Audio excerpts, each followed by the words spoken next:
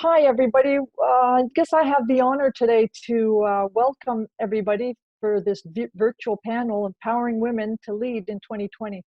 Today, we're excited to have an exceptional and accomplished group of panelists and a host from both the basketball and the business community.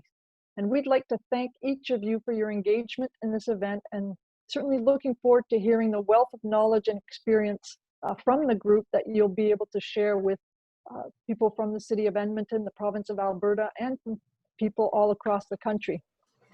The idea to host such a panel to promote the importance of women in leadership came to life in collaboration with our great partners, the City of Edmonton, Alberta Basketball Association. And so for all of those who were involved in the creation and the planning of this, we thank you. I'd also like to take this opportunity to express my sincere gratitude and the gratitude of our senior women's national team program to the City of Edmonton for their tremendous support of both our women's national team program and Alberta basketball over the past 7 years. Since the start of this partnership in 2013, after the London Olympics, our women's program has risen from 11th in the world in the FIBA international rankings to a historical 4th place. And now, with the team having qualified for its 3rd consecutive Olympics, we're preparing for Tokyo Olympics. And so certainly really excited to have both Miranda and Kayla join us today for this panel.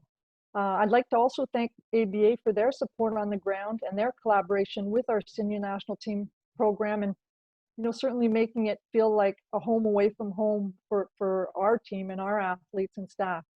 And to thank them for bringing to life the power of sport, the power that sport can have on transforming and impacting people in the community of Edmonton, in the province, and across our great country of Canada. So I'd like now to pass it over to my colleague at Alberta Basketball Association, Paul Sir, to share some comments. Thank you very much, Denise, and welcome everyone. First of all, thank you to our panelists, our host, our MC, and for all the efforts at Canada Basketball in collaboration with the City of Edmonton, as Denise explained so well, to make this a possibility today. In 2011, the Saville Community Sports Center opened up, and the question was asked, where does Canada Basketball house its national team program? And out of that question came this relationship between the senior women's national team, the City of Edmonton, and the Saville Community Sports Center. And the basis of that relationship, and I can never say these 2 words enough, came from the Edmonton Grads. The historic impact the Edmonton Grads have had, not just on the City of Edmonton and not just on the sport of basketball, but on women in terms of the beacon of inspiration that they provide.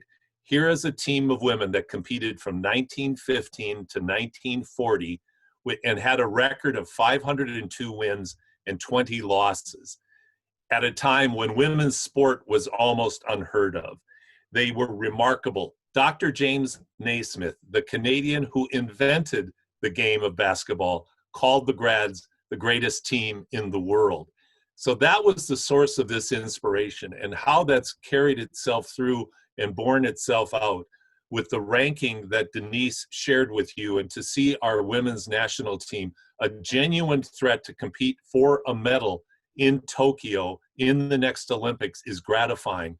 But beyond that, with the visionary support of the City of Edmonton, the number of young people, young women in particular, that have been impacted by the example of the role modeling of this wonderful national team of women that have a culture of collaboration, hard work, a humanity that comes through every time that we have the opportunity to talk with them or be around them, has been just remarkable in the community of Edmonton. And now to carry it through to this opportunity to get together, talking specifically about empowering women to lead in 2020, and along with Miranda and Kayla, who we're so grateful to have with us, to have Bryce along to talk about his area of expertise, and then of course Sheena, who is so impactful as a woman, as a leader in our business community, in the work she does for the Oilers Entertainment Group, making Rogers Place one of the preeminent, if not the preeminent, facilities in Canada, bringing entertainment to a city that, for all intents and purposes, always punches above its weight. It's such a privilege to have Sheena with us. And speaking of being privileged, I'm very privileged now to introduce a woman who is so impactful in the community, and we're so thrilled to have as our MC today, Global TV's Quinn Phillips. Oh, you're too nice. I've known you way too long. All right. Well, thank you so much and welcome everybody. This is going to be a really awesome afternoon for sure. I will do as little talking as possible because what is important today is our 4 incredible speakers who Paul kind of talked about. So how this will go, they will speak for about 10 to 15 minutes each. And then we're going to do a 30-minute Q&A session at the end. So I suggest if you have questions for specific speakers that you write it down while they're talking so you don't forget, and then you can put your question in the chat and hopefully I will see it and read it. I will also have some questions for them. That's the reporter in me for sure. So our first speaker, Kayla Alexander, is actually calling from the WNBA bubble. We're so lucky to get some time from her. She is a member of the Minnesota Lynx WNBA team. She's played for Team Canada for 6 years, including as a member of the 2020 Olympic qualification tournament team, which qualified for the 2020, which is now the 2021 Tokyo Olympics. Fingers crossed. I'm sure it's going to be a go, though. So Kayla, take it away. Hello, everybody. Thank you, Quinn, for that introduction. So my name's Kayla, and first I just want to take the time to thank you all for taking time out of your day to join us for our Empowering Women to Lead panel. It's such a great honor and privilege to speak alongside such incredible people. And I'm very thankful for this platform to share on a topic that I'm quite passionate about, which is the power of sports. And today specifically, I'm going to speak briefly on how sports empower young girls to become future leaders, how many Canadian girls are sadly missing out on these opportunities, and what we can do to change this. And I'm going to share my screen now because instead of staring at me the whole time, I'm going to have some pictures for you guys to look at.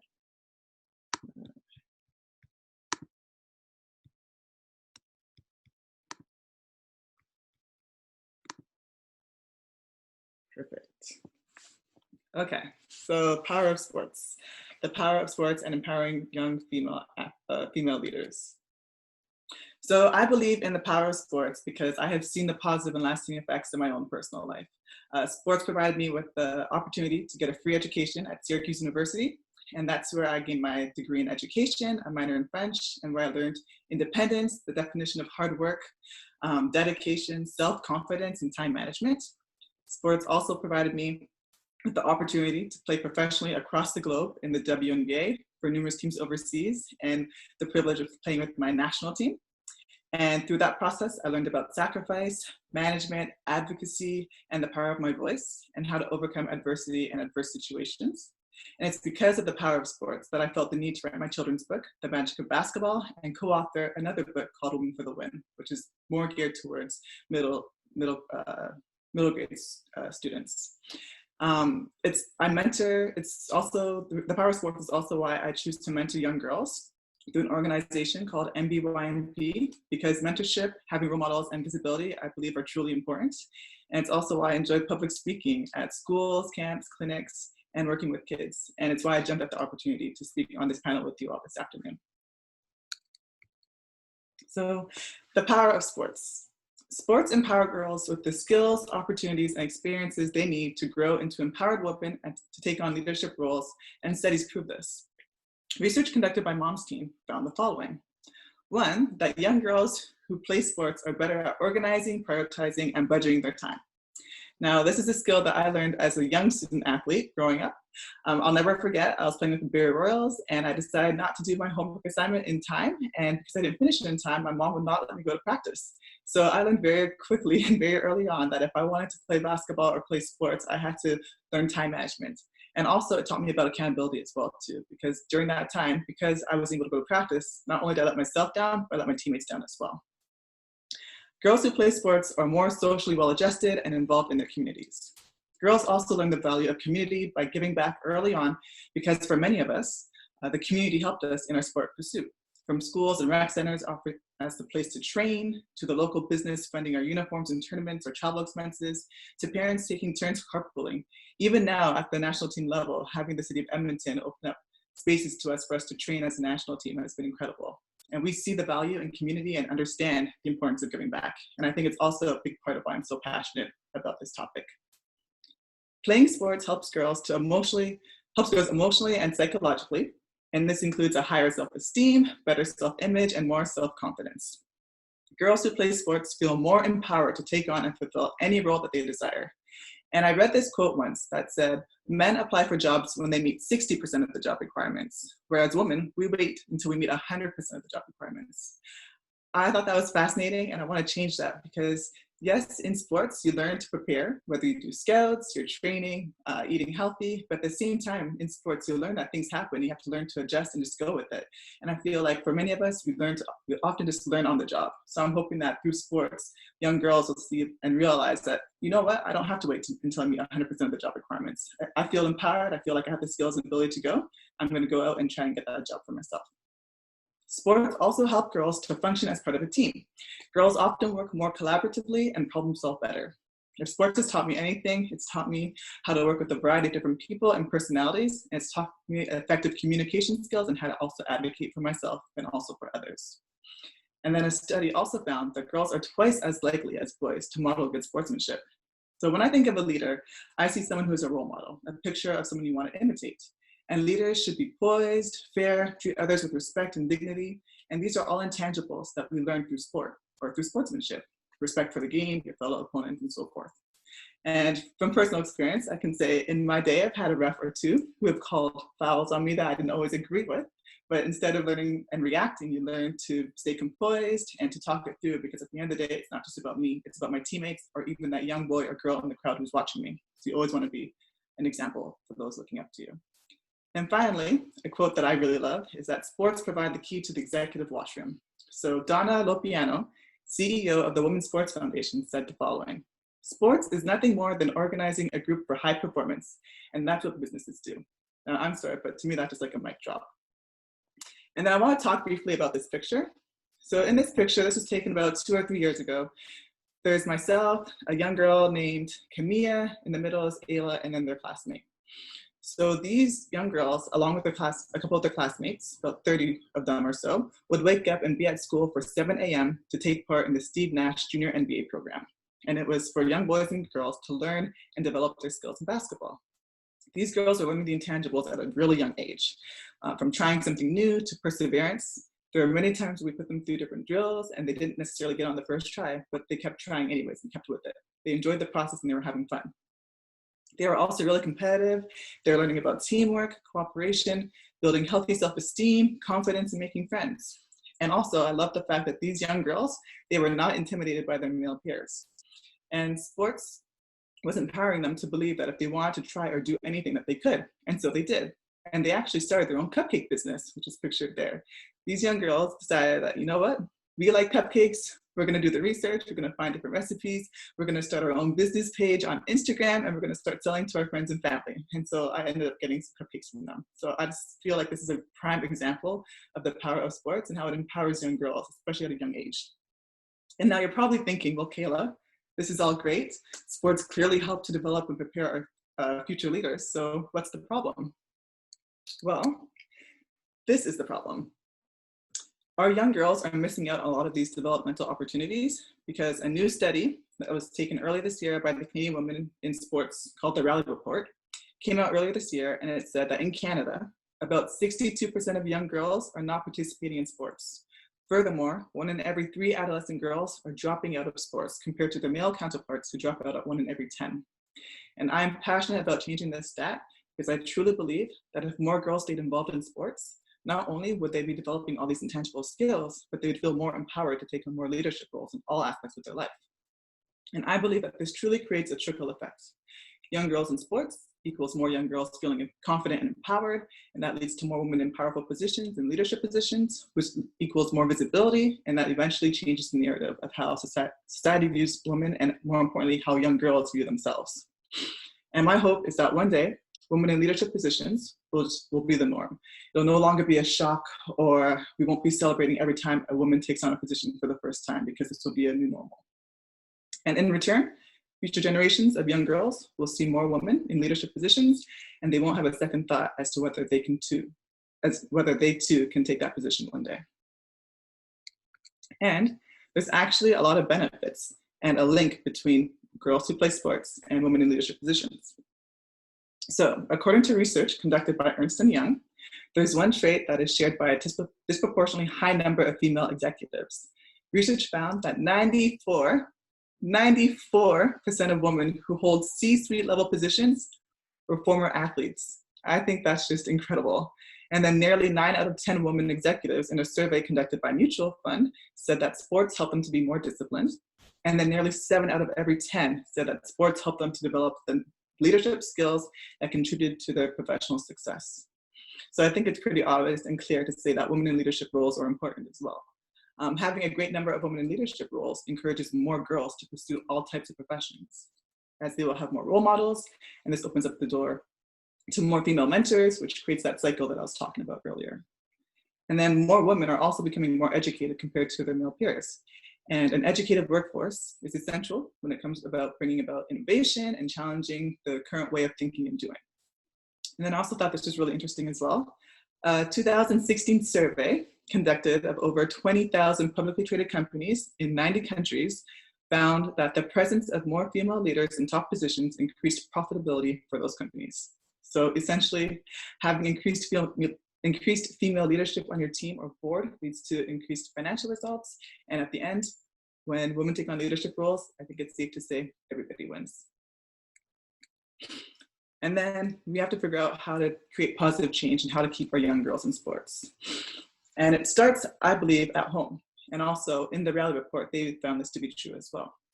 They found that people who positively influenced young girls to stay at home, or who positively influenced young girls to stay in sports, started with 56% saying that it was their parents, 23% saying a sibling, and then 18% saying extended family. So if young girls are being exposed to sports or encouraged to participate by family members, this has a positive impact on them and a likelihood of girls getting involved in sports and then staying involved in sports longer. Also, we have to find a way to change or make the access and the safety to sports better for young girls. We have to continue to find ways to create access to sport and a variety of different sports for girls, because there's many girls out there with different personalities who like and enjoy different sports, and they all require different equipment and training facilities. And whether that's at school or in their communities or rec leagues, we have to also ensure that we create environments where young girls feel safe, welcomed, and is affordable for all. We also have to work on the quality of the sport. According to the report, many girls dropped out of the sport because they felt like they didn't have the access to quality coaches, or that they felt that the sport wasn't designed specifically towards young girls, but more designed towards young boys, or that they had a lack of positive role models and a poor overall experience that was created as a result of that. And then the last one that I think is crucial and really important is visibility. Of those who were recruited for the survey, for the Rally report, 11% said that they were positively influenced by celebrities, and 18% said they were positively influenced by high performance athletes. And I think this just goes to show that representation is important for young girls, because they need to see people who look like them and who they can relate to and look up to. And this part takes time, but one example of this, or one way to fix this, would be through something as simple as the media, putting more women's sports on TV. Currently, of all the sports media coverage we have out there, only 4% of the coverage covers women's sports. And this is a statistic that desperately needs to change. Young girls need to be able to see themselves, and in a variety of different ways as well. And this brings me to the conclusion of my little speech. I truly believe that when young girls play sports, they grow into women who feel empowered to take on leadership roles and positions. Thank you. Kayla, excuse me, Kayla, thank you so much for that. That was so awesome. I have to say, I feel very lucky. I grew up as the child of 2 athletes, so that's how I ended up in sports. And I understand that it probably isn't as easy for everybody to get involved in sport, but it's people like you that really do help them get there. So thank you for that. Our next speaker is somebody I could have used while I was in sport, very much so. I was a competitive swimmer. I played water polo afterwards. With your face down in the water looking at a straight line, you certainly need some resilience. And we're talking resilience in 2020 with Bryce Tully. He is a mental performance consultant with the senior women's national team, driven by his desire to help athletes achieve their dreams. One thing, he's also a member of the Canadian Olympic Committee Mental Health Task Force in 2020, which I think we can all say is probably more important than ever. So I introduce to you Bryce Tully. Hi, everybody. Thanks so much for the introduction. And thanks for having me on this call. I want to echo what some people have already said, just in terms of thanking the city of Edmonton. I know I speak for all of us, myself, anyone from the senior women's team, Miranda, Kayla. The Delta is our home, away from home. The University of Alberta is our home, away from home. We spend 6-7 hours a day in those facilities in the University of Alberta, and hundreds of days a year in your city. And it's always just such an amazing place to be. So I just wanted to say thanks. I'm lucky enough to be led by and to work with, the amazing women that we have on this call, including Kayla, who you just heard from, Miranda, Denise, lots of others, our head coach, Lisa. So I definitely, appreciate the power of leadership from the female perspective. I've just learned so much from being involved with this gang, and my own emotional intelligence has increased dramatically just from being around such an emotionally intelligent group of people. So I want to share with you a little bit about resilience. I'm going to focus mostly on the leadership part of this, because in any scenario, when you enter a leadership role, you're going to have to manage your own resilience, the resilience of those you're leading, and you can kind of divide that into the people you're leading, but also the team as a whole. And team resilience is also a really important thing. So I want to share a bit of a story from our past few months here.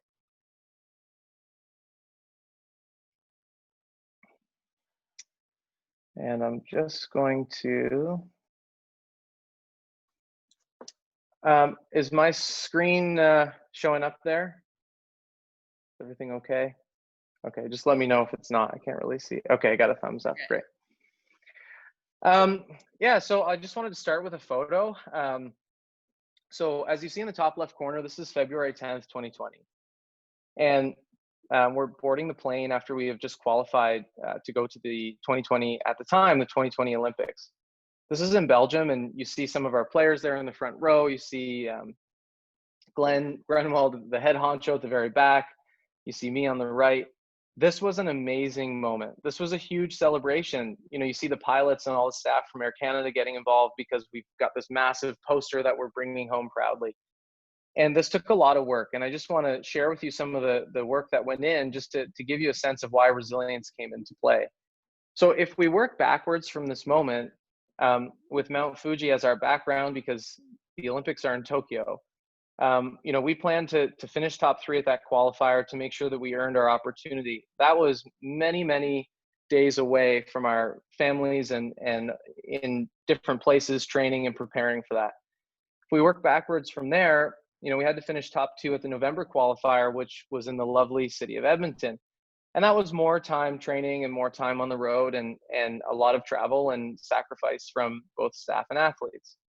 We go back from there, we had to play for gold at the AmeriCup in 2019, where, again, a lot of time and effort was put in, and time away and time away from family, and lots of effort being put in every day to get ourselves to the level where we could qualify that spot that you saw in that photo.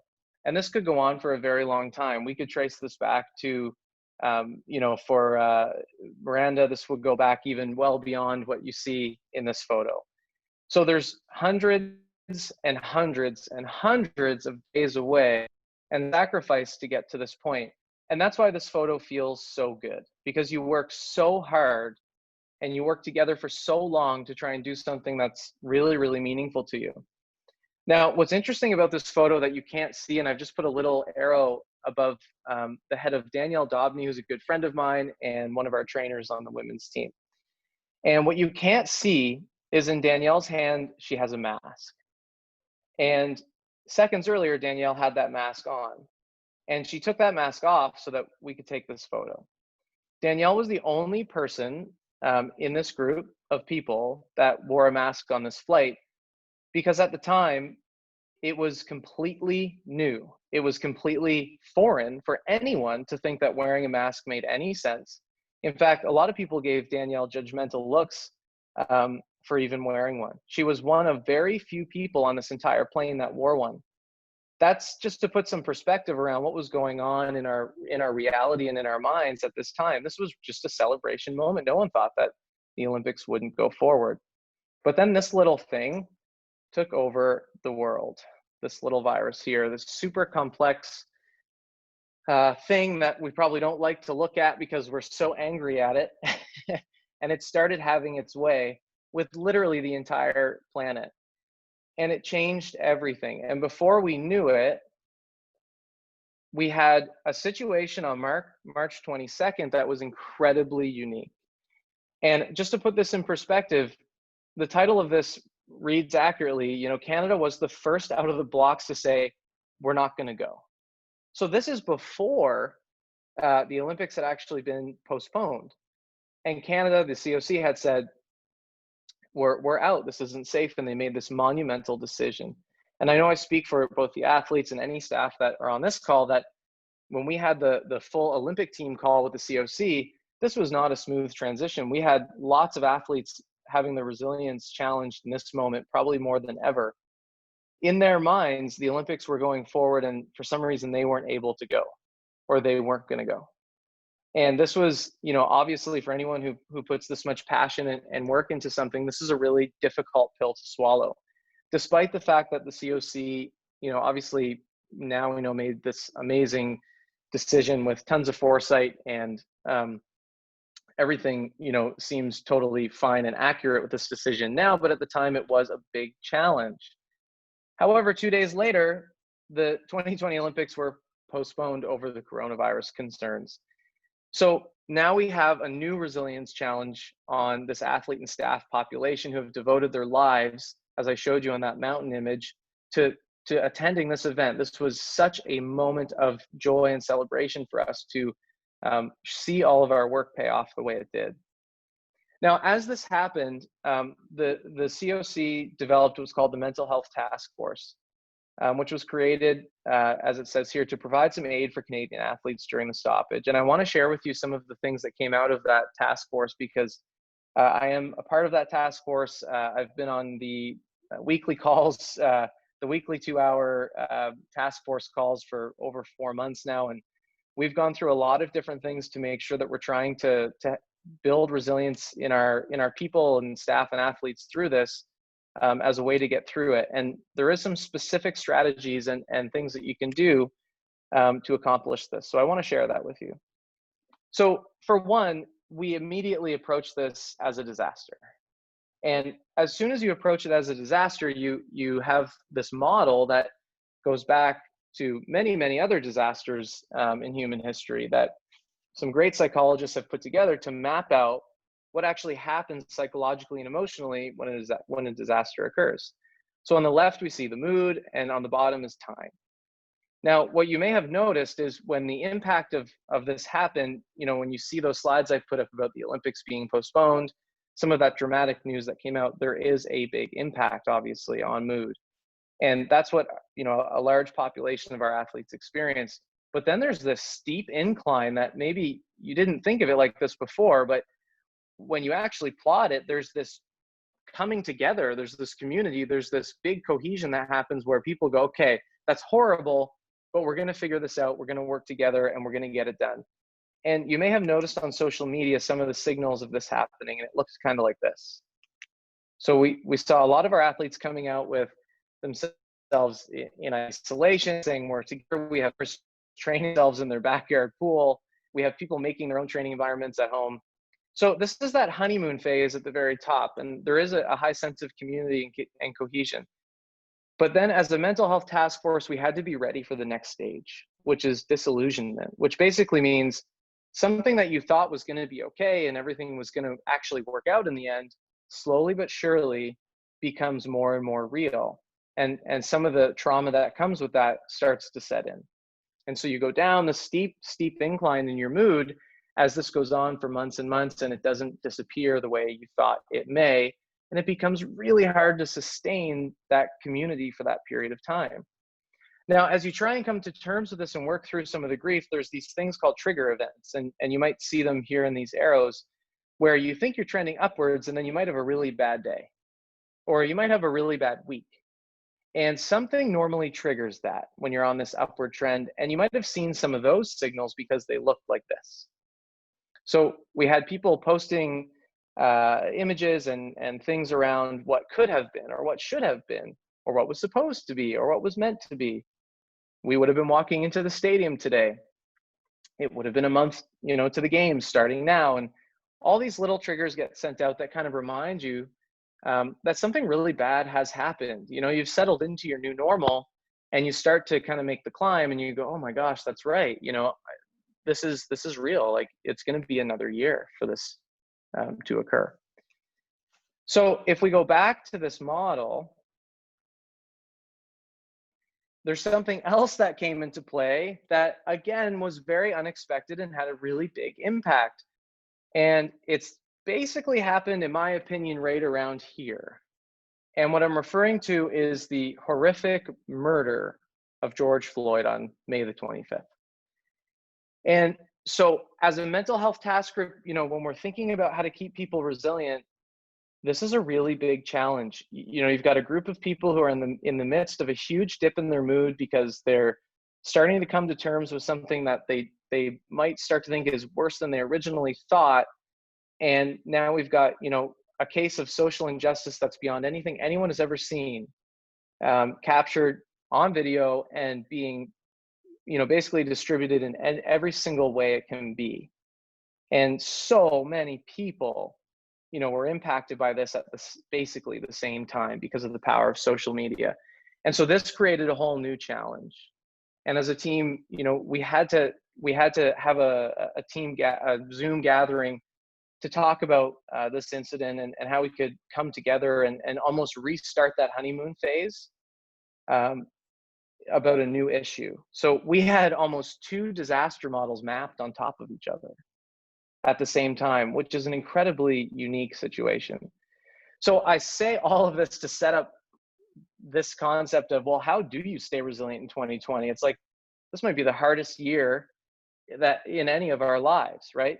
It might be the hardest year in a century that we experience. And so I wanted to just quickly share what is resilience, because the definition is really key, and there's actually 2 parts to it. On one hand, you have withstanding pressure. So the ability to maintain your optimal functioning through challenges and adversity. On the other hand, you have what's called bouncing forward, which is you accept that you're going to take a dip, and then you use that dip as an opportunity to get better and to learn and to grow and evolve. We, as a mental health task force, immediately disregarded the left side of your screen. This is not a scenario of withstanding pressure. This is not a scenario of let's maintain our optimal functioning through this challenge and adversity. That was a recipe for failure, and that was not a realistic goal to set for anybody. So we had to move to the second part, which is how do we bounce forward from this? How do we learn? And there's a few things that I just wanted to really quickly share in my last 2 or 3 minutes here. Some things that we did to try and bounce forward. Really, it came down to the reconstruction of new beginnings, new strategies, and new normal. And there's some ways that we tried to do that hopefully had some positive effect, and maybe some didn't, but when you're trying to impact a massive group, it is a challenge. I go back to this image because as a team, like as Team Canada, as our senior women's national team, we added a squiggly line. And we made the line squiggly because it is messy and we don't know which direction it's going to go. The only thing we do know is that it's eventually going to climb back up the hill to earning history at Tokyo 2020 as a senior women's team. You may notice that we give a title to all of our phases. When we were in Edmonton, we were in the phase called earning our identity. Then we moved on to earning our opportunity in Belgium, and we did that. Now we're in a new phase that we titled earning our edge, because we're trying to find a way to be the best at getting better in this weird time. And also it just happens to be on an edge as well. We also, as a task force, we use the word Canada to put together some resources. I don't have the whole workbook here, but to kind of anchor our athletes in something that was truly Canadian, based in mental health research. And so that acronym is check in, accept, navigate, adapt, discuss, and act. And if you really go through these stages, you do start to realize that, you know, resilience is a bit of an equation. It's a bit of a process that has some consistency to it. And if you follow these steps, you can put yourself in a much better space.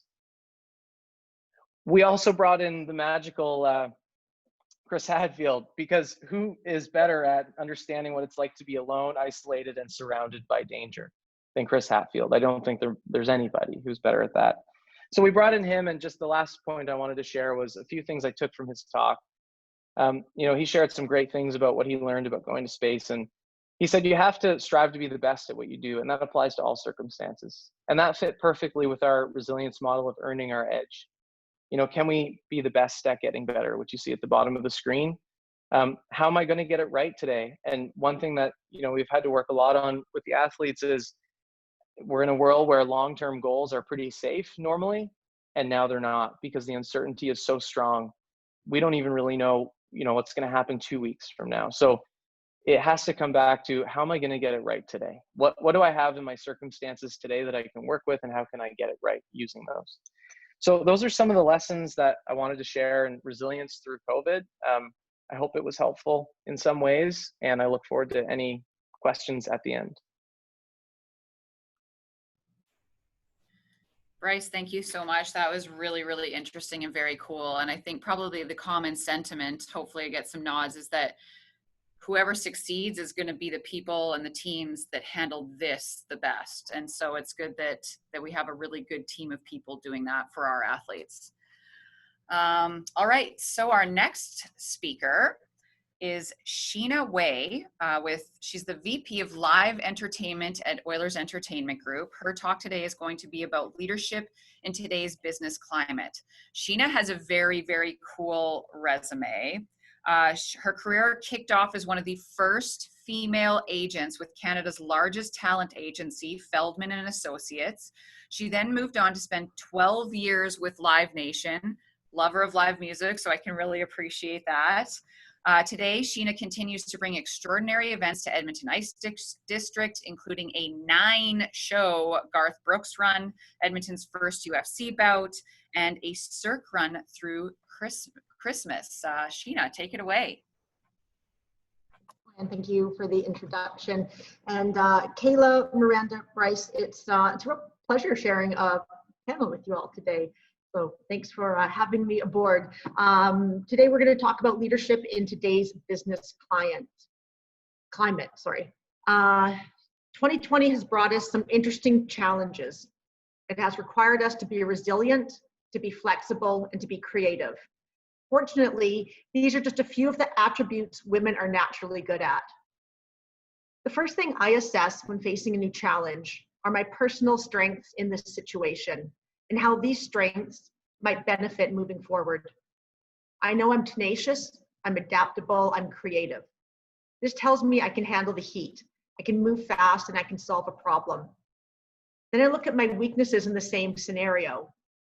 I'm confrontational, I'm abrupt and patient. So I collaborate with coworkers whose strengths complement my weaknesses and vice versa. And we face these challenges and we move forward together. As a revenue generator, I often pool resources with finance as I find them patient, non-confrontational, a yin to my yang. These past 6 months have reminded me how crucial coworker appreciation and healthy working relationships are in leadership. I often have been recalling that saying, none of us is as smart as all of us. Back in the early 2000s, I started out as a booking agent in a very prestigious agency. I was their first female agent. My job was to sign and develop new talent.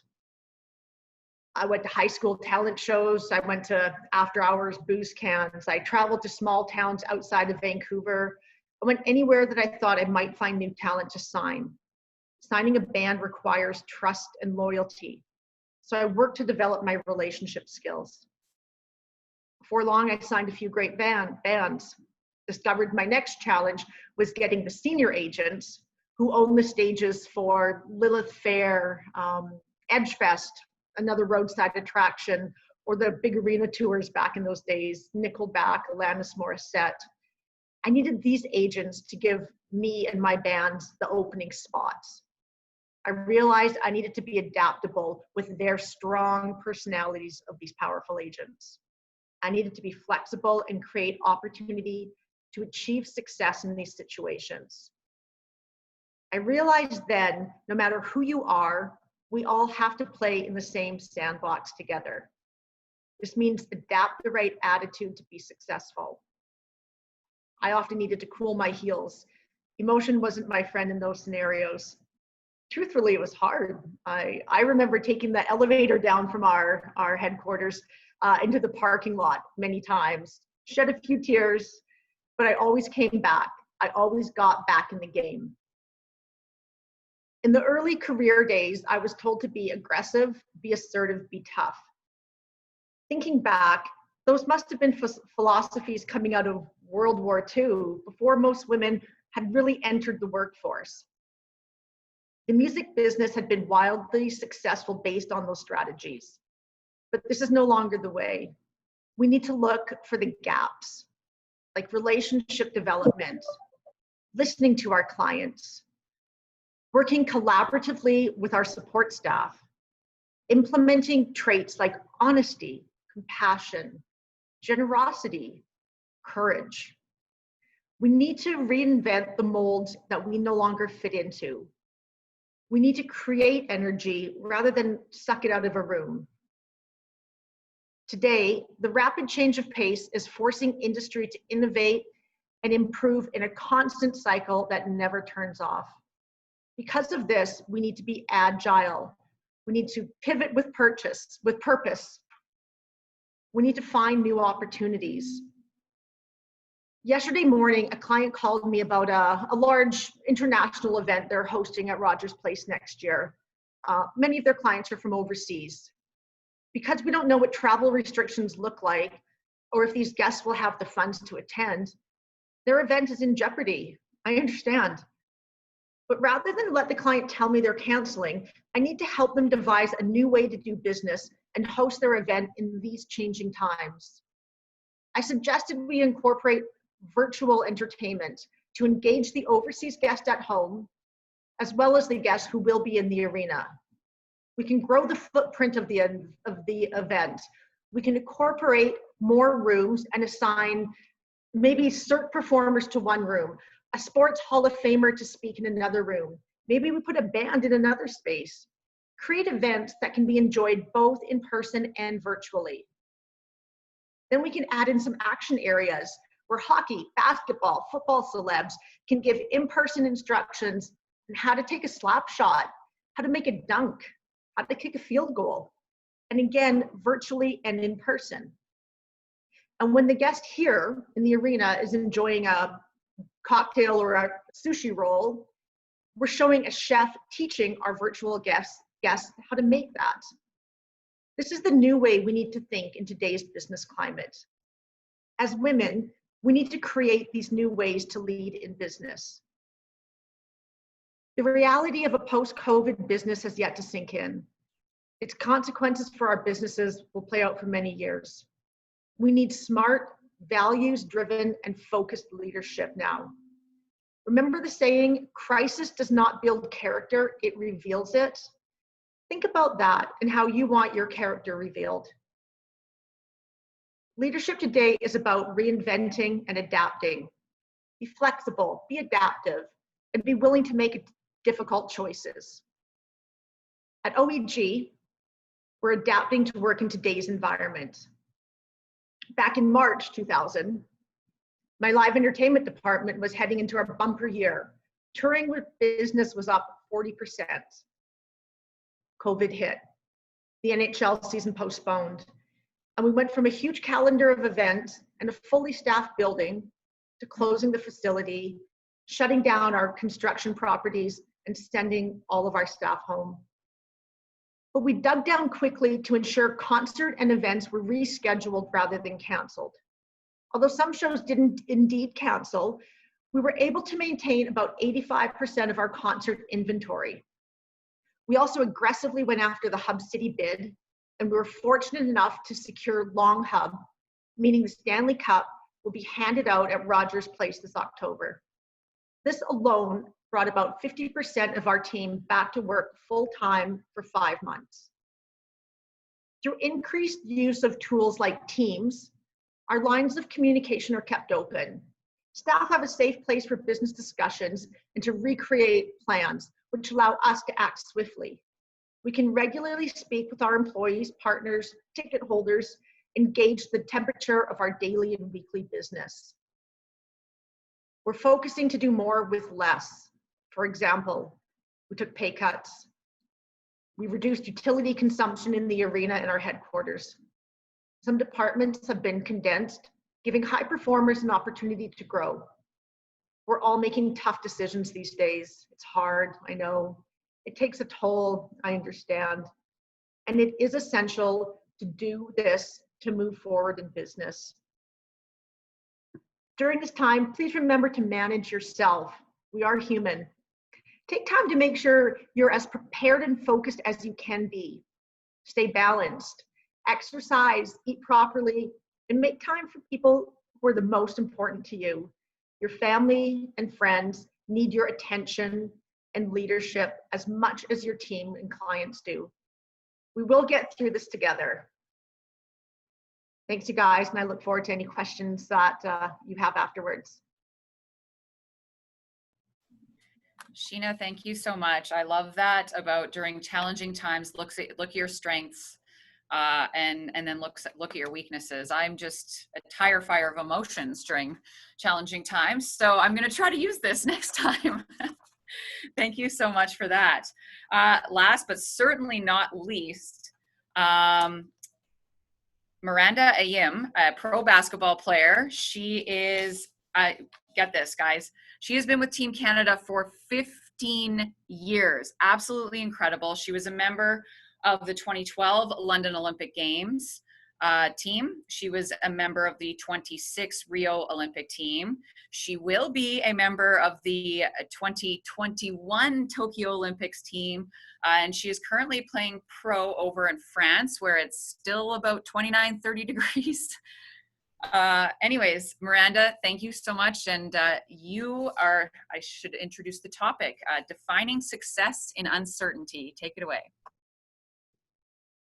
Yeah, thank you so much for having me. Yeah, it is still pretty hot today. That's why we're going with the tank top. I'm sure I'm going to be sweating up a storm, but you guys can't see that, so it's all good. I just want to echo everybody's sentiment that we've already touched on. Such an honor to be here talking with a panel like these people. And just, it's always an honor and such a fun experience talking on Zoom calls like these. I mean, over the past few months, I have had the pleasure of taking part in quite a few of these Zoom meetings, as I'm sure a lot of you guys have as well.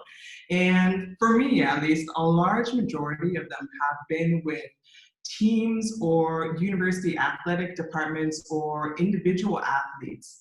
And one question that I've received again and again, and it's come specifically from young athletes, but I think it's applicable to us all, is how do I stay motivated with no real goal or game in sight, with nothing concrete to really work towards? And I feel like that's something, a common sentiment we've all really been feeling with this uncertainty and kind of stress pressing down around us. Like, how do I even operate in such a situation? What do I do so that I'm ready for next week, next month, next year? And to be honest, I've struggled to find an appropriate response to this that isn't pat or cliche. because there's really nothing that I can reassure them about or promise them about the future. Sure, I can probably give them some workouts to do on a daily basis, but they don't need me for that. They can just look on YouTube or TikTok and find about 1 million hits in 0.02 seconds. And plus, that doesn't really get down to the root of the problem, which is looking out into a future that seems blurry and scary and uncertain. And the only answer that I've found throughout this process is to focus on the process and not the result. When I talk to high school or university level kids in these type of Zoom meetings, I'm usually framing this as cultivating your best self, bringing your best self to whatever you are doing and working on those areas where you can improve and have like those 1% margins of growth. We focus on compounding interest instead of big paydays. And that's a skill to develop when we're young, yes, but it's also something that we need to be reminded of, at least I need to be reminded of on a daily basis as we grow older, as the external pressure starts to mount and we take on more and more responsibility, as stress becomes an everyday fixture in our life. And it's even more important as we step into roles of leadership, as people are looking to us to set this tone and to direct the ship. It's all about that excellence and genuineness that you're bringing to these moments. It's the faith that the process feeds the result and not the other way around. It seems counterintuitive, but the result will take care of itself. I often liken it to a basketball game where the score is important for sure, but I'm not going to spend the entire game anxiously staring at the scoreboard, biting my nails every time a point is awarded to the other team.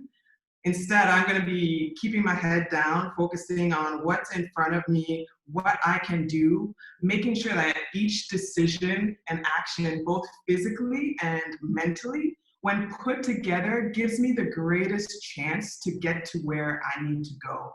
And glancing up to check the time and score just as a means of directionary support. And this strategy of focusing on the present moment is one I think we should always be employing, because the future, as we've seen, it will always be out of my control. Like what I plan is always subject to timing, injury, sickness, luck, fate, the weather, a global freaking pandemic. Like life is inherently uncertain, not just during COVID, but always. And this pandemic has shattered our illusion of control. It's rocked our perception of time, of social norms, our relationships, even our government. It's forced us to find ways to be less dependent on the future, to cling less to future goals, achievements, and plans that we really have no idea whether they will pan out or not. It's forced us to come back down to earth a little bit, to be in the present moment, because at times that's literally all we felt we could dictate with any certainty. And it's actually more than just focusing on the present moment. It's kind of a combination of things. And for those of you who like equations, I've kind of broken it down like this. Momentism, that kind of focus on the present moment. Some people define it as mindfulness, but that has a lot of connotations with it. So momentism plus clarity of values and priorities equals present success. Momentism plus clarity equals present success. Now, what do I mean by present success? I mean a success that you can see and feel right now, not something you need to wait on to come into fruition, but that will nonetheless compound to create something great. And obviously I'm using a bit of a specific definition of success. I'm not really talking about numbers and percentages or supporters or followers, although that can come as a result. I'm talking about a success that makes you feel proud at the end of the day. A success that highlights your priorities and your values. A success that fuels you instead of drains you. A type of true success that looks different for everybody, but we know it when we see it and we feel it. And that is why I truly believe that success is not dependent on some future outcome, but it is instead dependent on how we live in each moment. The path to true success is in exuding it, not chasing it. And I also believe that this mindset allows us to reach greater heights than we could have even imagined or planned for.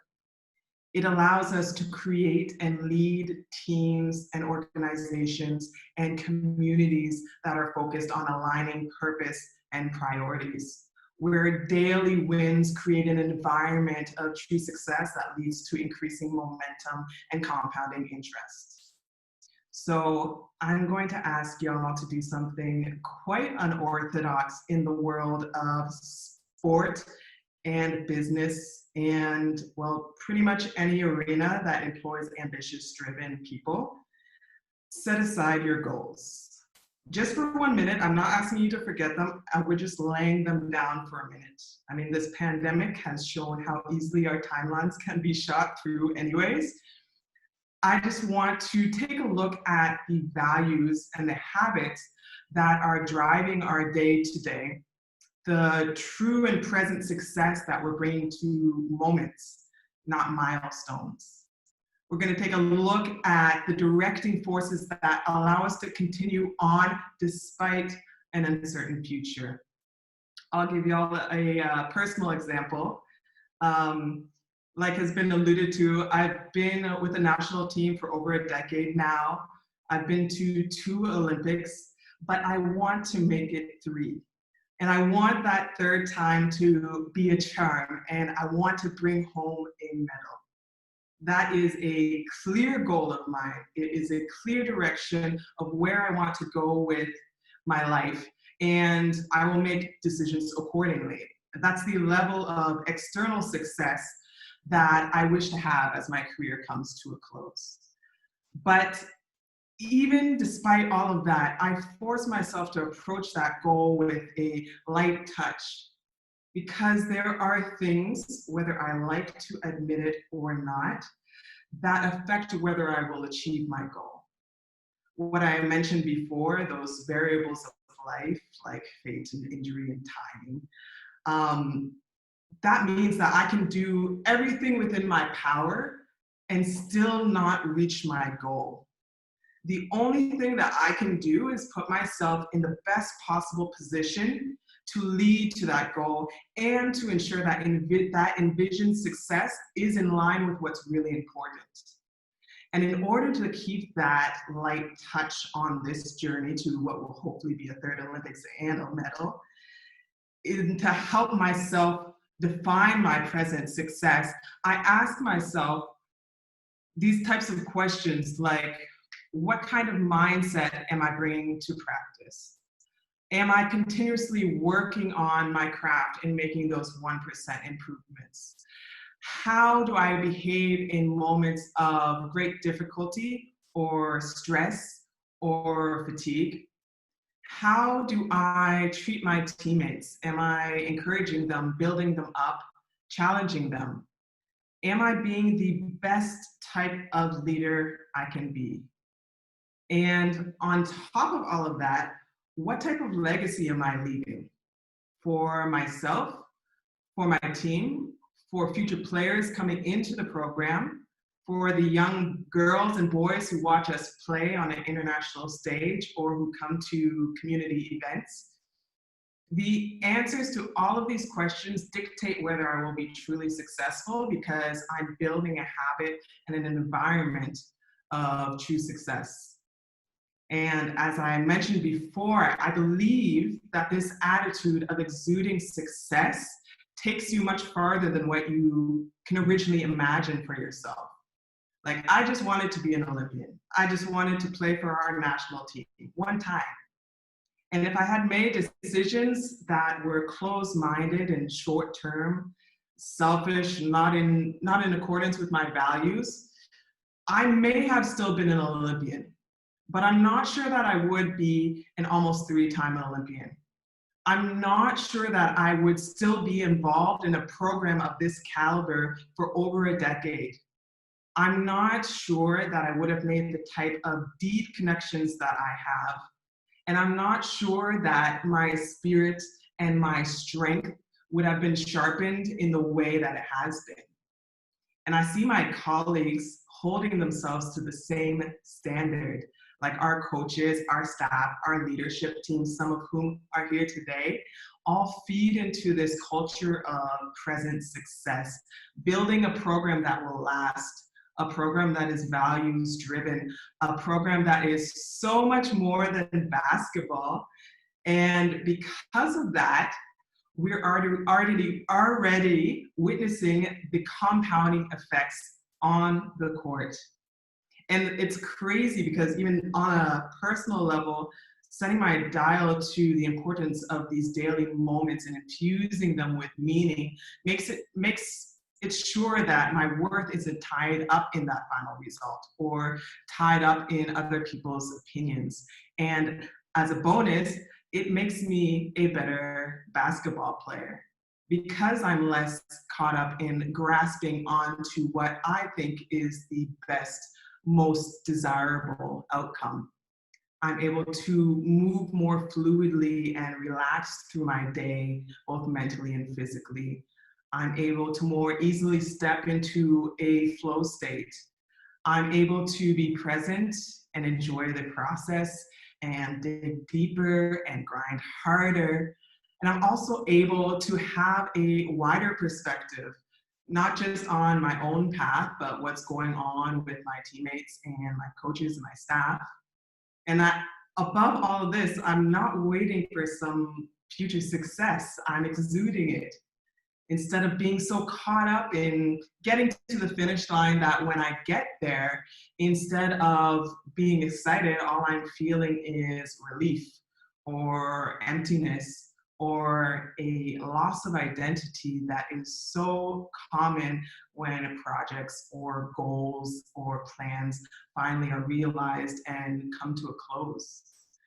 And the thing that we often feel in our heart, but isn't always echoed in how we envision and frame success and failure, is that our success comes from that bulk of work that we do leading up to that big moment or goal or award.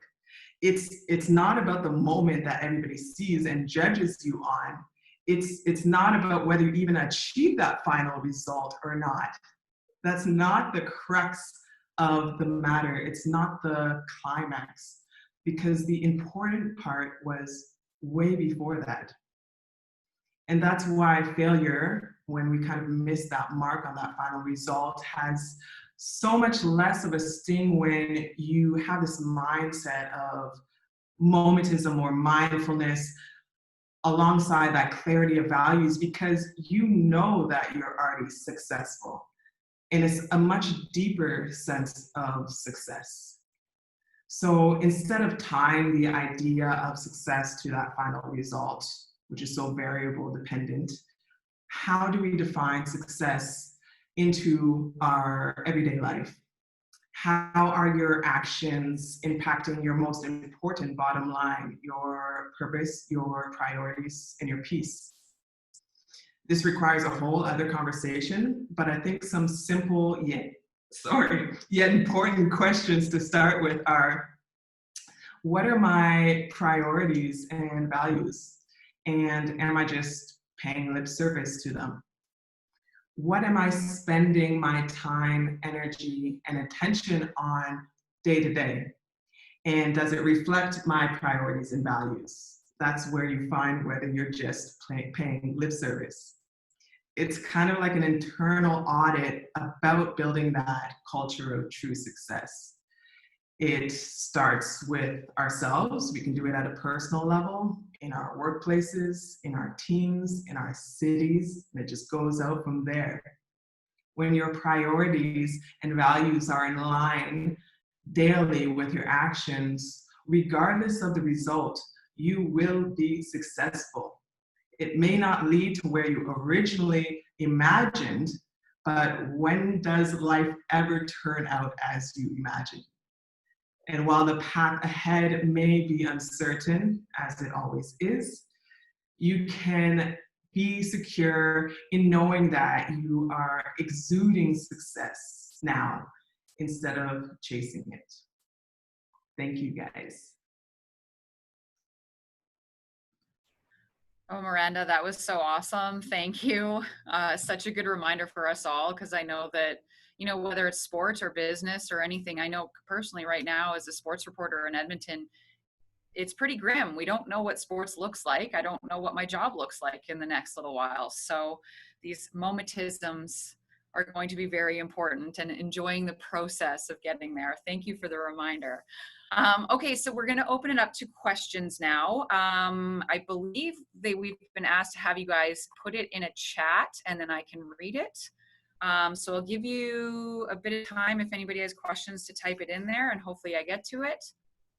We have about 20 minutes for that. So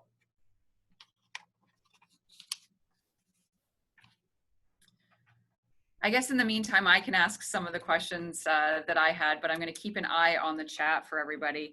For Kayla, just going back to the power of sports, did you ever go through a phase where you didn't want to be in sports anymore, or, you know, a specific sport? And how did you get through that? And was there anybody that kind of helped you through that, that might be, you know, helpful to the people listening today? Okay, so I remember when I was younger, I was pretty active. My sister and I were always doing multiple sports at once. And then I started playing, or I tried out for the volleyball team, and I realized it wasn't one of my stronger sports. And for that reason, I didn't want to continue with it. And after elementary school, I didn't. But at the time, I stayed with it because I was enjoying the social aspect of it, of playing with my friends, my teammates, my sister. And I was enjoying the process. I just wasn't very good. So when I was younger, yes, there was volleyball. I didn't stick with it in high school, but I still found another sport, which was basketball, that I enjoyed playing, and I stuck with that. So I think it's okay as young kids to you're not going to love every sport, and that's fine. But I think it's important to look at, okay, why am I staying away from sports? Is it because I'm not good at it, or is it because I just don't find enjoyment in it? I think if you get to the root of the issue and you can see if you can find like another avenue, another sport that interests you, then you can find ways to still be involved and enjoy sports. So, yeah, I feel like sometimes, like in the sense of volleyball, like it's okay if you don't like a certain sport, if you're not enjoying it, as long as you find something else that you can enjoy. Okay, we do have a question from Paige, and this can go out, I guess, to anybody. Any advice for women trying to enter the male-dominated sports management industry?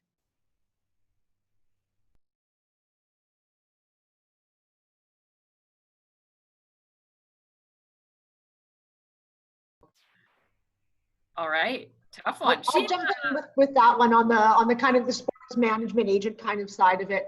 I think one of the most important things these days is jump in and do what you do well. You don't have to compare yourself, you know, to other people out there and specifically what they're doing. I think you have to take a really holistic look at the situation and the environment that you're getting yourself into, and figure out what you can do with that, and go out and do that, and don't worry so much about what, you know, the fellows are doing all the time. It's, you know, hey, great if they're succeeding, but you're going to find your own successes in this world when you look a little bit deeper at yourself and try something, and don't be scared to fail. I have made so many bad decisions in my life, and you know just kind of missed the door on certain things.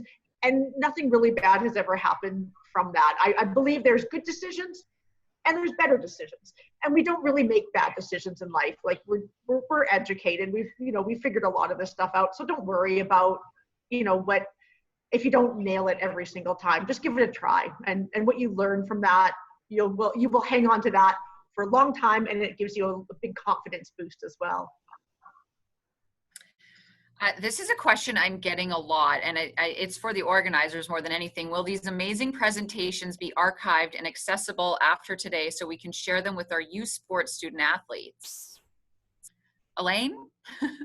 Yep, we will definitely be sharing and posting the link to this. It will probably go up on Canada Basketball's website, so just be sure to check back on CB Social and on all those accounts, and a link will definitely be able to for everybody to view. This was for Kayla. I'm not sure if you'll have the answer, but what percentage of Canadian boys do not play sports? I don't know the exact number for the boys, but I was told based on the rally report that came out, that 1 in 3 girls drop out compared to 1 in every 10 boys. So I don't know if that gives you a little bit of insight for the person who asked. I don't know the number for the boys, but I know that girls are dropping out at a disproportionately higher rate than the boys are.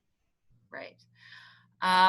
Sheena, I was surprised at your comments on honesty. Do you mean unexpressed information or intentionally incorrect information when you talk of honesty? Just more of sharing what you're really thinking in a scenario, and not being not having your opinions tapered because of your environment.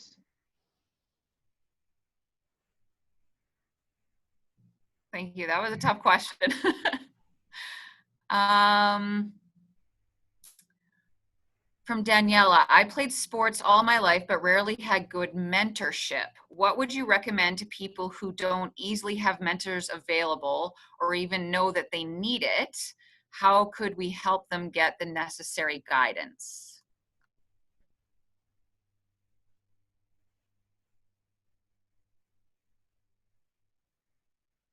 That's Miranda, a there tough we go. question.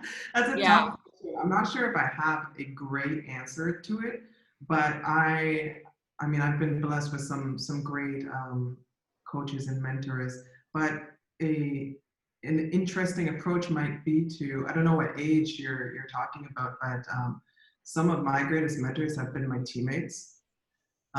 Sometimes we kind of look above us instead of looking beside us. And there are a lot of lessons that we can learn from our colleagues. And that kind of, I guess that shows how important your social circle is. But I think that there are definitely lessons that we can learn from our immediate group, whether they're positive lessons or maybe the learning from like what not to do. But that could be something when you kind of have a shortage of people to look up to. Bryce, did you have anything to add? I saw you unmuted yourself. No, I was just, I was going to hop in, but I'm happy Mur took it. Okay. Great job, Okay. Mur. For Kayla, or probably anybody, in a co-ed situation, a camp, for example, how best is it to boost up the shy girls to gain the confidence to want to play against the boys, even if they may not get as many touches or opportunities? I guess I'll start. One thing that I love to do when I'm working with kids, especially whether it's at camps, clinics, whatever the case may be, I always tell them that this is a safe space and I don't care if you like mess up, like failure is encouraged. Because I feel like most of the time with young kids, they're afraid to make mistakes and they have to learn at a young age. I felt like I learned this later on, that it's okay to fail and mistakes are a good thing because that's how you learn. So I always try to start with that and just telling them, who cares if you make a mistake? Who cares if you take a shot and you miss, or if you dribble the ball off your foot? You're going to see me do it. It's okay. So I start with that, and then also celebrate the small things as well. Like celebrate, like if you make a great pass to someone, something as simple as making a pass, or if you play good defense. Like I encourage kids to get excited about the little things and to have fun and joy with all of that. Because in the end, that those small little things that might seem insignificant to other people, it helps with boosting your morale and your self-esteem, and eventually leads to more confidence. So that's usually a little trick or things that I like to do, encourage with young kids. That's I can awesome. add to that one if you want Yeah. a little bit, Quinn. I think it's important to involve some education in some of these scenarios, because if you look at how males and females grow up, females will spend about 70% of their adolescent time in what's called a dyad, so with one other female, and males will spend about 70% of their time in a pod or a group. And because of that dynamic, it results in very different values that can come out of that none are better or worse than the other, just different. And in most cases, it ends up with a lot of the female dyads valuing things like agreement, commonalities, and involvement, whereas males, because they're trying to always rise to the top of a bigger group, seem to naturally at a young age be more competitive and value differences and independence. And so when you throw them into games against each other, you're literally watching a different value system play out in most cases. Now, it's not in all cases, but that's just the general like trend of the research. So if you can help them understand each other a little bit better, and here's what, there's different values in life, and to go to Mer's point, it looks like they may be valuing something different than you guys. It can help to get to a common point of what's the purpose of this game? Like, what are we actually trying to get out of this?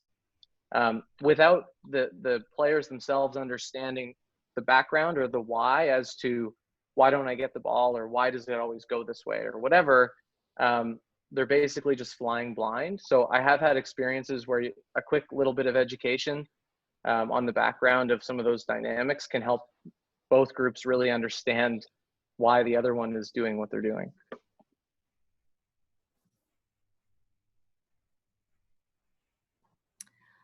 Okay, so this is from Katie for Bryce.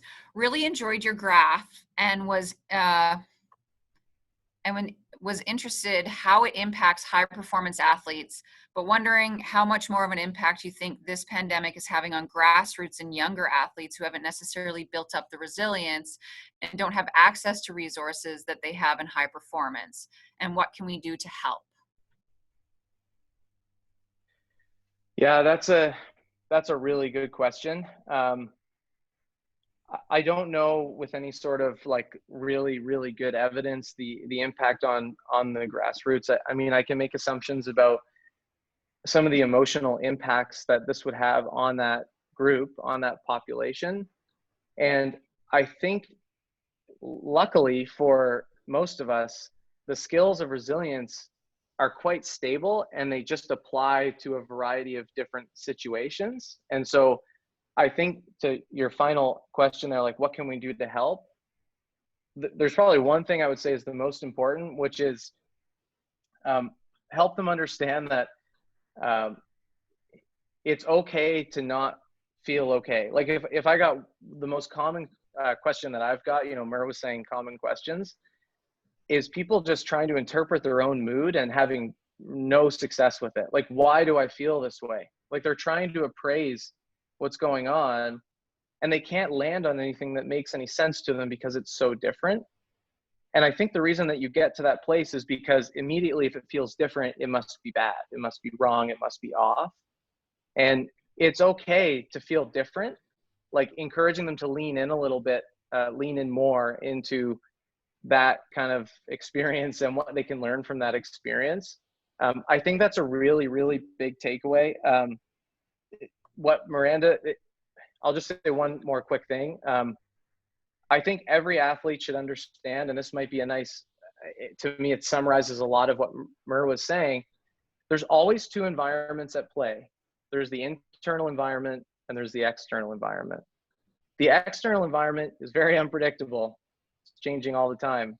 The internal environment, the one you create inside yourself, is actually the one that you have all the control over, or the one that you can at least, kind of tune into at any time you want and try and understand. So also encouraging them to, don't put so much stake in the external environment. That's going to change your whole life.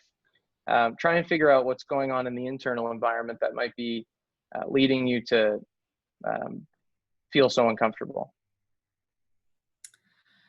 All right, so this question comes from Aisha. So she wrote for Sports Illustrated as a kid and now writes for various outlets.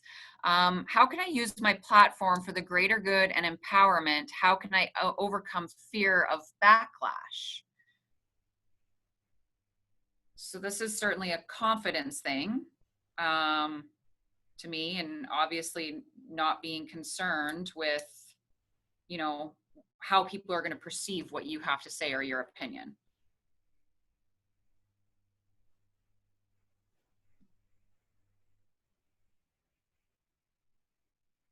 I guess the media person should probably answer this, but I was gonna editorial stuff, so. the media person might be a good idea too. Sorry, what was that? Sorry, I think we both keep talking at the same time. What did you say there, Miranda? Sorry. Oh, I was just asking. I was going to defer to Sheena if she would like to speak. Yeah, Sheena, you seem like the right gal. Yeah, you know, it's a really great question to ask, and it's a hard one. You won't get anywhere if you don't try, if you don't step through, and it's hard. I totally get it. I've been in these situations.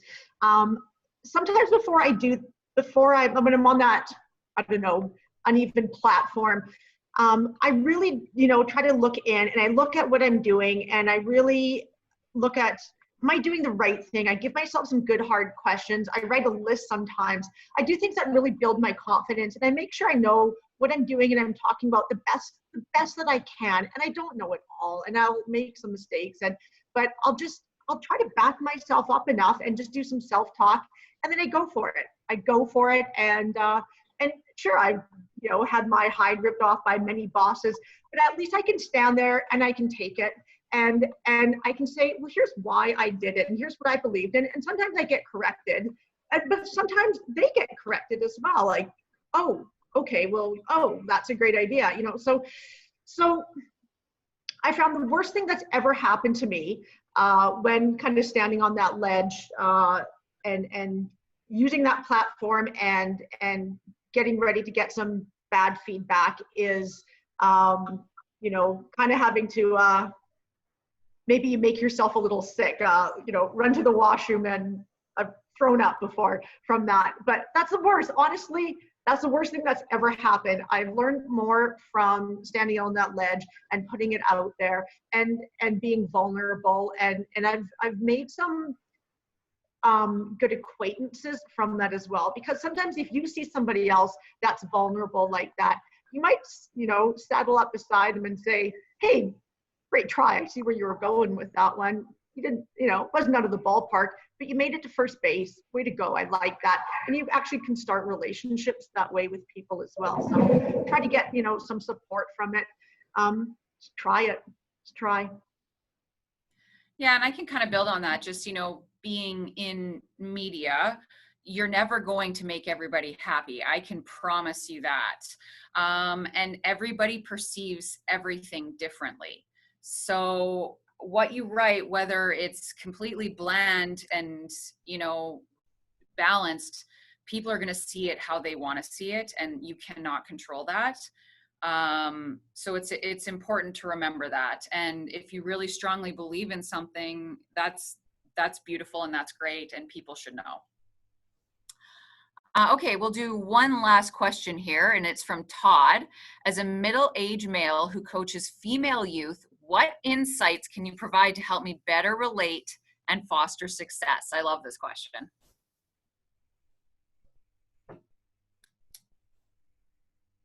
I feel like that's a Bryce question. I didn't want to. I thought you're middle-aged. Hijack. Yeah, yeah. Thanks, Murph, for calling me middle-aged. I guess I am.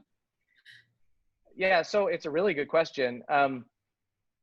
I think first and foremost, it's important that we don't bucket. So, you know, there's lots of males with a more feminine style. There's lots of females with a more masculine style. And so when you look at the research of how to best work and collaborate with those different groups, it's really about someone's style, not their gender. So the first, I think, important point is look for style, not gender. So it's not because I'm a man, you know, how can I better work with a woman? It's because my style is blank. How do I better work with a style that's blank? And so I think that's a really good starting point. And then the second most important thing would be when you do look at some of the trends, and I'm not putting anyone into definitive buckets, but the feminine and masculine style to performance is very different in how they approach it, generally speaking. The feminine style goes in the order of effort, acceptance, like social acceptance and connectivity, and then effort will follow that. And then, I'm ready to perform when those pillars are in place. Whereas a more masculine style is effort, like go all in, perform, and then everyone will accept me because of that performance. And just kind of knowing your own style as a coach, like knowing which one of those you more are like is a really important starting point, because it's naturally what you're going to look for externally, right? And that may not be the style. If you notice someone has a more feminine style to performance, you may have to take an approach of connection precedes commitment fully, right? I need to connect with this person if they're going to commit to what I'm trying to do. And you might have someone else who you go, they're going to have to commit to me for this connection to work, but it's never always the exact same across. So those would be some of the principles at play. I know it's a little, I don't want to be nerdy, but trying to be evidence-based. True academic, hey? All right, well, it's 1:29. Elaine, do you want to do one more question, or?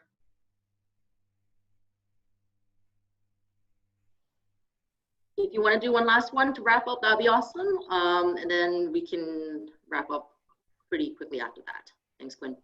Okay. Bryce, you're the popular guy here. It looks like you're really open and receptive to influence by strong, intelligent female leaders around you. That's awesome, and thank you for being a leader in that. Have you come across a situation where men around you aren't so open to it and still maintain that men-dominant mindset? I'm going to give a shout out to all the men who are involved in the senior women's team and kind of just say no. I don't think we have much of that at all. And so, if I did have experience with that, it would be from other places, other teams that I've worked with. And yeah, absolutely. But you know what, in my experience, I have not seen many cases where this comes with really, really bad intent. More just a lack of awareness of someone's own style of how they communicate. And yeah, it's a tricky one. I don't personally venture down the road of necessarily trying to say to someone, I think the issue is related to the male-female dynamic here. That to me tends to be a place where you get a lot of defensiveness. It's like, whoa, no, I'm not that. What are you trying to say? That's not why I'm, talking 90% of the time in this meeting, even though it might look like that's the reason. But if you can name and notice and just say, hey, I've noticed you've done most of the talking today. Did you get many insights from anyone else in the room? Especially if you're leading a team of females, that's the number one. There's nothing more important than the experience that those players are having. So what does it matter what I think, whether I'm a man or a woman? We need to dive into, have we got all the information from the players themselves, the people who are most important to this task, regardless of their gender, and heard their voices? I think that's where you have to start. And I do try and veer away from it being a male-female dominated issue as much as possible.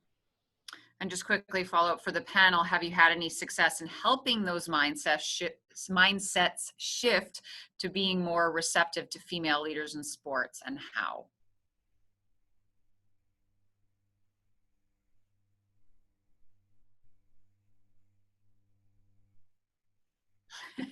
I mean, we've been really fortunate in Canada basketball. We've had some strong women at the helm for quite a while. Like my entire tenure with Canada basketball has been led by either women in the offices, like Denise, who's with us today, who's a great leader for us, or Allison McNeil and now Lisa Tomaitis. And I guess like what Kayla was talking about, when you have women in leadership in those positions, you don't really have to like get out and search for those kind of insights. It's already like built into the system. And as Bryce has said as well, we have some amazing men in our system as well who are open to this dynamic, diverse, collaborative culture where we're able to kind of have that built-in mindset where we're all working towards a collaborative goal. So I guess that's not really a helpful answer because we were kind of in a great situation with Canada basketball. Kayla did a great job. I just add that, Kayla did a great job of showing some of the facts on why it's so important. And I think that's like where it should always go is there's some awesome research on the attributes of great female leadership and what great female leadership brings to the table that for a long time, I think a lot of people saw as not leadership. I don't know why, but like the emotional intelligence skills and traits that get brought into the mix, people just need to learn and be educated on. These things make a difference and they're important and these are facts. This isn't a bunch of opinions. This is, you need these traits to be successful, man or woman, but just so happens that women bring a lot more to the table in certain areas. So look at some of those facts. I thought Kayla did a good job of that.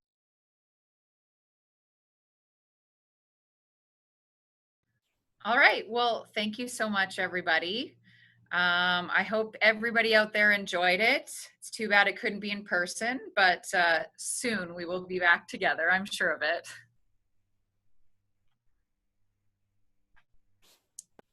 Thanks for having us.